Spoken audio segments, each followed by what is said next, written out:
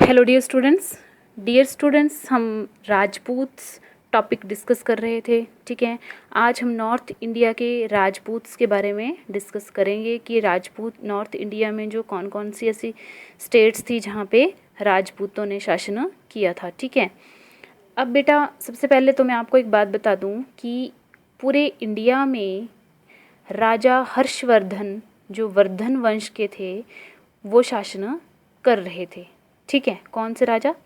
हर्षवर्धन राजा। ठीक है, अब कुछ टाइम के बाद राजा हर्षवर्धन की मृत्यु हो जाती है। ठीक है, तो ऐसा कोई राजा नहीं बचता है जो पूरे इंडिया में जो है वो कब्जा कर सके या पूरे इंडिया पे जो है वो शासन कर सके। ठीक है, तो बेटा कई राजपूत जो थे वो वंश आए। ठीक है, और उन्होंने जो था वो कुछ एक जो स्टेट्स थी वहाँ पे उन्होंने शासन किया। ठीक है, और आपस में संघर्ष करते रहे। ठीक है, अब स्टार्ट करते हैं। फर्स्ट जो आपका स्टेट है, ठीक है, वो है आपका राजस्थान। राजस्थान में बेटा अजमेर नामक जगह है। ठीक है, अजमेर नामक जगह पे जो पृथ्वीराज चौहान जो थे वो चौहान वंश के राजा थे। ठीक है, तो अजमेर में चौहान वंश के राजाओं का शासन था। ठीक है, और पृथ्वीराज चौहान जो थे वो इस वंश के फेमस राजा थे। ठीक है, तो अजमेर में किसका शासन था? पृथ्वीराज चौहान या चौहान वंश के राजाओं का शासन था। इसमें पृथ्वीराज चौहान जो थे वो फेमस राजा थे।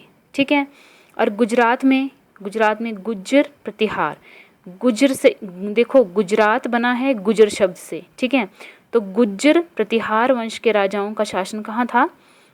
गुजरात में था। ठीक है, और जो चालुक्य और सोलंकी वंश थे वो भी गुजरात में ही आए थे, लेकिन वो जो गुज्जर प्रतिहार थे उनके बाद वो आए थे यहाँ पे शासन करने। ठीक है, और मध्य प्रदेश आ गया आपका। ठीक है, मध्य प्रदेश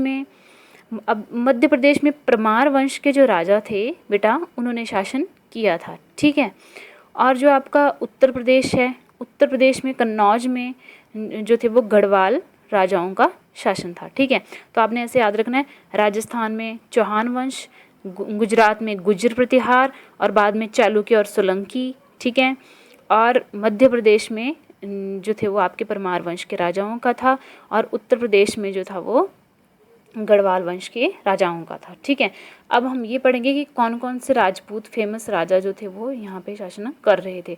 अब अजमेर में पृथ्वीराज चौहान जो थे वो शासन कर रहे थे, और पृथ्वीराज चौहान बेटा बहुत ही ज़्यादा फेमस राजा थे चौहान वंश के। ठीक है, अब राजस्थान में जो अजमेर जगह थी वहाँ पे पृथ्वीराज चौहान ने शासन किया था। ठीक है, इसके साथ साथ उन्होंने दिल्ली पर भी शासन किया था। वो कैसे?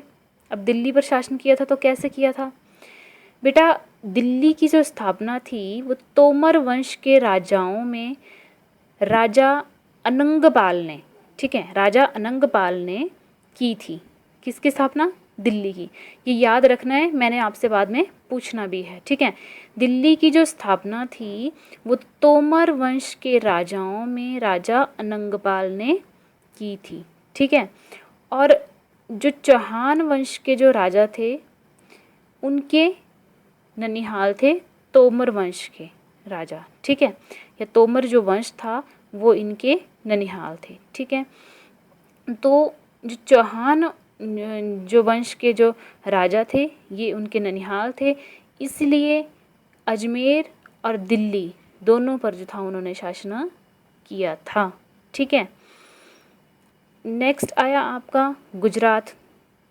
अब गुजरात में गुज्जर प्रतिहार वंश के राजाओं ने शासन किया था। ठीक है, इनके बाद यहाँ पे चालुक्य और सोलंकी यो ने शासन किया था। अब चालुक्य कौन है और सोलंकी कौन है बेटा? चालुक्य को ही सोलंकी कहा जाता है। ठीक है, सोलंकी कह लो या चालुक्य कह लो, एक ही बात है। ठीक है, कहने का मतलब ये है कि चालुक्य वंश के राजाओं को सोलंकी भी कहा जाता था। ठीक है, नेक्स्ट आया आपका मध्य प्रदेश। ठीक है, अब देखिए जो आपका मध्य प्रदेश था, ठीक है, अब मध्य प्रदेश में परमार वंश के राजाओं का शासन था, मैंने आपको बताया। अब परमार वंश के जो राजा थे उनकी जो राजधानी थी वो धार नगरी थी, ठीक है, धार नगरी राजधानी थी। और परमार वंश के राजाओं में राजा भोज जो थे वो फेमस राजा थे, ठीक है। आपने ये बात सुनी होगी, कहाँ राजा भोज और कहाँ गंगू तेली, ठीक है, ये उस राजा भोज की ही बात है, ठीक है। तो वो परमार वंश के राजा थे, राजा जो भोज कहलाते थे, ठीक है। अब नेक्स्ट आया आपका उत्तर प्रदेश। अब उत्तर प्रदेश में कन्नौज नामक जगह थी बेटा यहाँ पे, ठीक है। वहाँ पे गढ़वाल जो वंश के राजा थे, जो राजपूत थे, उन्होंने शासन किया था। अब गढ़वाल वंश में राजा जयचंद जो थे वो बहुत ही ज़्यादा फेमस यहाँ के राजा थे, ठीक है। कन्नौज जो है वो यूपी में पड़ता है, ठीक है, यूपी में ये एरिया था कन्नौज, और यहाँ पे जो था वो राजा जयचंद ने शासन किया था, ठीक है। अब एक बात बहुत इम्पॉर्टेंट है जो आगे लेसन में पढ़ेंगे हम, मोहम्मद गौरी के बारे में, ठीक है। बेटा मोहम्मद गौरी जब इंडिया में आए थे तो वो यहाँ से आए थे, ठीक है, इस रास्ते से इंडिया में उन्होंने एंटर किया था। और जाहिर सी बात है, जहाँ से एंटर करोगे वहाँ के राजा से पाला पड़ेगा, है ना। तो यहाँ से इन्होंने एंटर किया और यहाँ पे पृथ्वीराज चौहान का शासन उस टाइम काल चल रहा था, ठीक है। ये पृथ्वीराज चौहान जो थे वो रूल कर रहे थे, ठीक है। तो मोहम्मद गौरी की लड़ाई पृथ्वीराज चौहान से हुई सबसे पहली बार, जिसमें पृथ्वीराज चौहान जो थे वो जीत गए, ठीक है, और मोहम्मद गौरी हार गए, ओके। उसके बाद एक लड़ाई, पहली लड़ाई के बाद 1 साल के बाद ही दूसरी लड़ाई मोहम्मद गौरी ने पृथ्वीराज चौहान से कर ली, है ना। तो पृथ्वीराज चौहान उसमें हार गए। देखो आपने ऐसे याद रखना है, पहली लड़ाई जब लड़ी थी मोहम्मद गौरी ने तो यहाँ आके लड़ी थी पृथ्वीराज चौहान से, तो पृथ्वीराज चौहान ने गौरी को हरा दिया और पीछे हटा दिया, ठीक है। फिर आया दूसरी बार, फिर पृथ्वीराज चौहान से लड़ाई की और इस लड़ाई में पृथ्वीराज चौहान को इसने हरा दिया। और इसके बाद ये आगे बढ़ गया और यहाँ पे राजा जयचंद से इसने लड़ाई की, तीसरी लड़ाई इसकी हुई मोहम्मद गौरी की, और इसने राजा जयचंद को हरा दिया, ठीक है।